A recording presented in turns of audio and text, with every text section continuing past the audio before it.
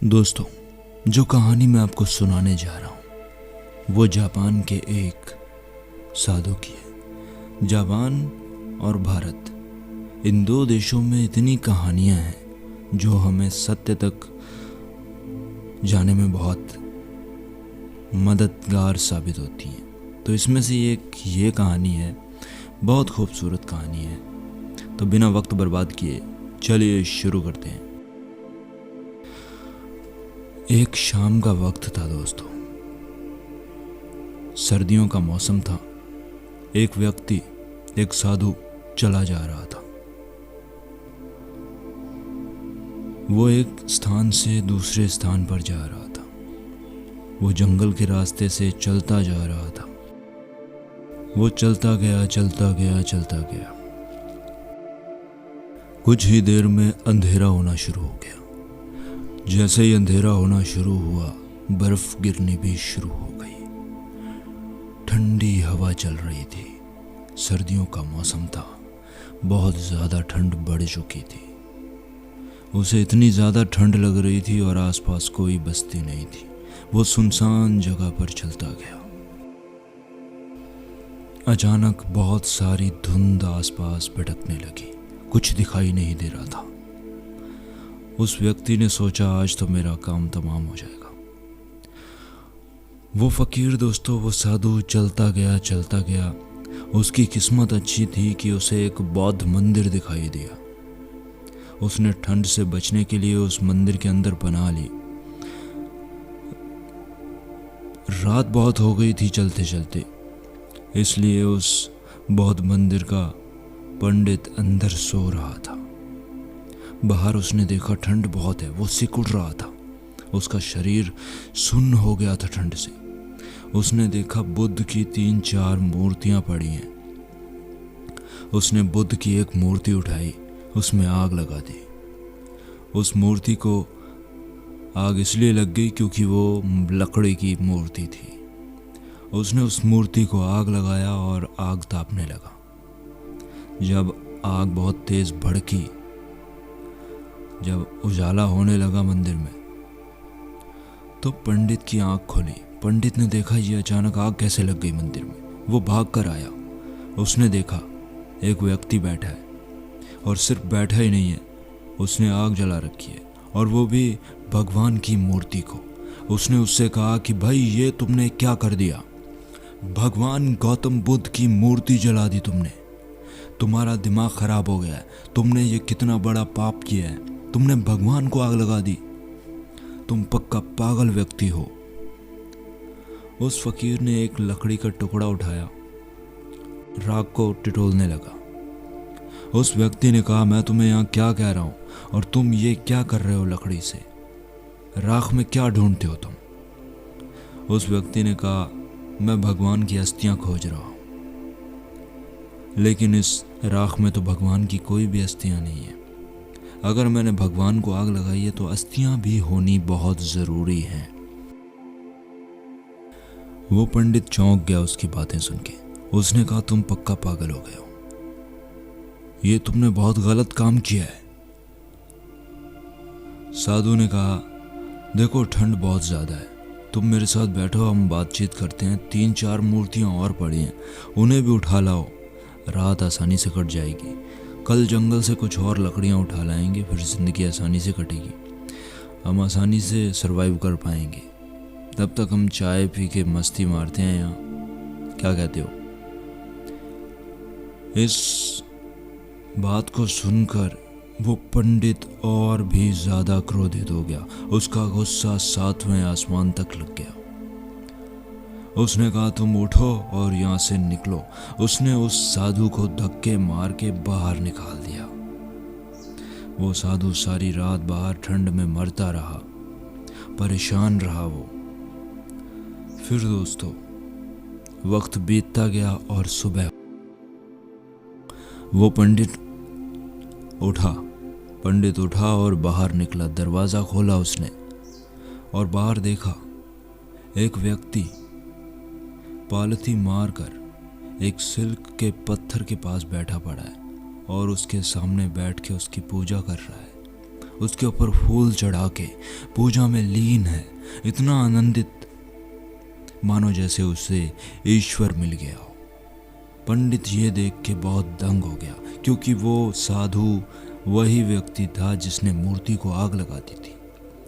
वो घबरा गया ये देख के। वो गया उसके पास। भाई ये क्या है?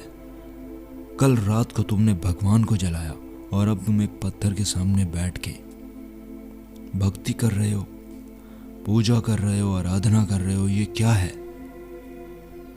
उस साधु ने जवाब दिया, तुमने भगवान को उस मूर्ति में फिट कर दिया है। तुम्हारे लिए मूर्ति के अलावा कहीं भी परमात्मा नहीं है। लेकिन भक्ति जहाँ जागती है, जहाँ तुम जागरूक होते हो, भगवान वहीं उपलब्ध हो जाता है। जहाँ भक्ति जागती है, मंदिर वहीं निर्मित हो जाता है। वो पंडित उसकी बात सुन के दंग रह गया। उस पंडित ने तो कुछ सीखा हो या ना सीखा हो, लेकिन दोस्तों हम इस कहानी से बहुत कुछ सीखते हैं। हम एक स्पेसिफिक एरिया बना लेते हैं, एक मंदिर बना लेते हैं, उसी के अंदर भगवान को छिपा देते हैं, किडनैप करके हम सोचते हैं बस भगवान वही है। लेकिन ऐसा नहीं है दोस्तों। परमात्मा कण कण में मौजूद है। लेकिन इस बात को कहने और समझने में बहुत फ़र्क है, और कहने और समझना तो दूर की बात रही, इस बात को एक्सपीरियंस करना और भी ज़्यादा मुश्किल है। क्यों हम परमात्मा को एक ही जगह पे पाते हैं? हमारे मन में ये भाव पैदा कैसे हो कि जहाँ हमारी आंखें बंद हों, जहाँ विनम्रता हो, हमारा मंदिर वहीं निर्मित हो जाए, वही पत्थर हमारा परमात्मा बन जाए। ऐसा हो सकता है दोस्तों, अगर हम जागरूक हों, अगर हम जाग जाएं, तो ऐसा हो सकता है। भगवान गुरु नानक, काबा में भी उनके साथ ऐसा ही एक वाक्य हुआ था। जब उन्होंने काबा के पत्थर की तरफ टांगे करके आराम फरमाना चाहा, तब ये वाक्य हुआ था। वो चाहते तो इधर उधर टांगे कर सकते थे, लेकिन चोट लगनी ज़रूरी होती है सत्य को जानने के लिए। जब तक कोई हमें चोट नहीं मारेगा, जब तक कोई हमारे ऊपर पानी नहीं फेंकेगा, हमारी नींद नहीं खुलेगी। या हमें वो उठाएगा नहीं तो हमारी नींद नहीं खुलेगी। वो हमें डिस्टर्ब नहीं करेगा तो हमारी नींद नहीं खुलेगी। भगवान गुरु नानक ने ऐसा ही किया। वहाँ पे उन लोगों को उन्होंने डिस्टर्ब किया। उन लोगों ने उससे कहा कि तुमने काबा के पत्थर की तरफ, हमारे अल्लाह की तरफ तुमने, पवित्र पत्थर की तरफ तुमने पैर करे हुए हैं, उन्हें दूसरी तरफ मोड़ लो। गुरु नानक ने जवाब दिया था कि मैं आपके जज्बातों की कद्र करता हूँ, लेकिन आप मेरे पैर उठा के अगर उस तरफ कर देंगे जिस तरफ परमात्मा नहीं है, तो बहुत मेहरबानी होगी। क्योंकि मुझे तो लगता है परमात्मा हर जगह है।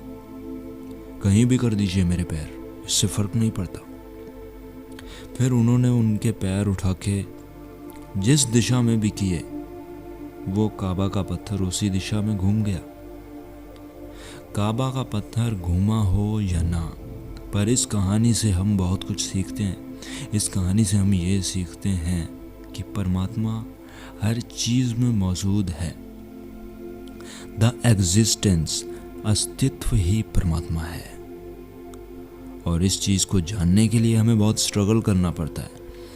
हमें एक सही गुरु नहीं मिल पाता, लेकिन जब हम इस लायक हो जाते हैं तो गुरु खुद हमें खोज लेता है। कई बार हम में से कुछ लोग खुद को बहुत स्पेशल समझते हैं। वो कई ढोंगियों के चक्कर में पड़ जाते हैं, पर उनकी भी गलती नहीं है। वो पहचाने भी कैसे? पर ढोंगियों के चक्कर में पड़ना भी बहुत ज़रूरी है। जब हम स्ट्रगल करेंगे, जब हम अपनी मंजिल की तरफ कदम बढ़ाएंगे, तभी हम धीरे धीरे कुछ सीख पाएंगे।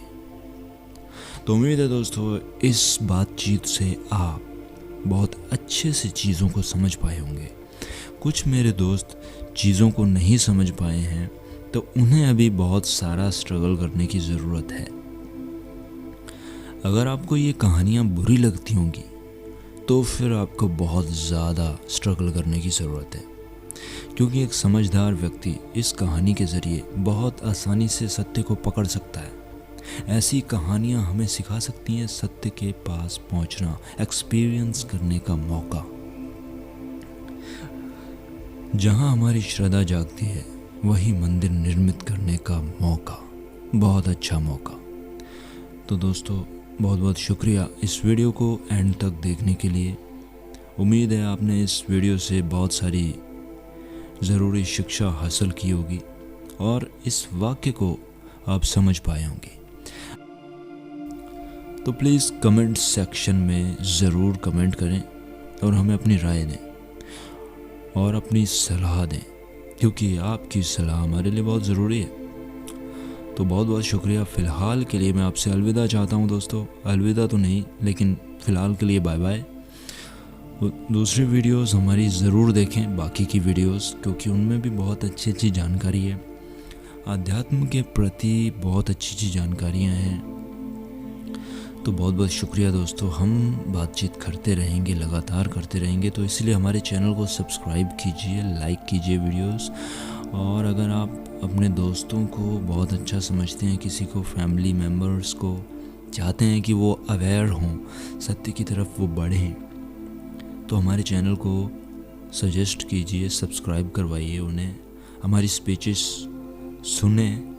हम आध्यात्मिक गुरुओं के सत्संग सुन कर जानकारियाँ इकट्ठी कर एक अच्छे एक्सपीरियंस से आपको वाक्य सुनाते हैं, जिसे आप सही से समझ पाएँ। उसे हम एक बार फिर से एनालाइज करते हैं, एक बार फिर से एक्सप्लेन करते हैं उनके बताने के बाद भी, ताकि आप और अच्छे से समझ पाएँ। दोस्तों, मैं एक सवाल पूछना चाहता हूँ आपसे। आप जीसस क्राइस्ट के बारे में क्या ख्याल रखते हैं? जीसस क्राइस्ट आपको किस तरह के शख्स लगते हैं? कमेंट सेक्शन में ज़रूर बताइए। जी।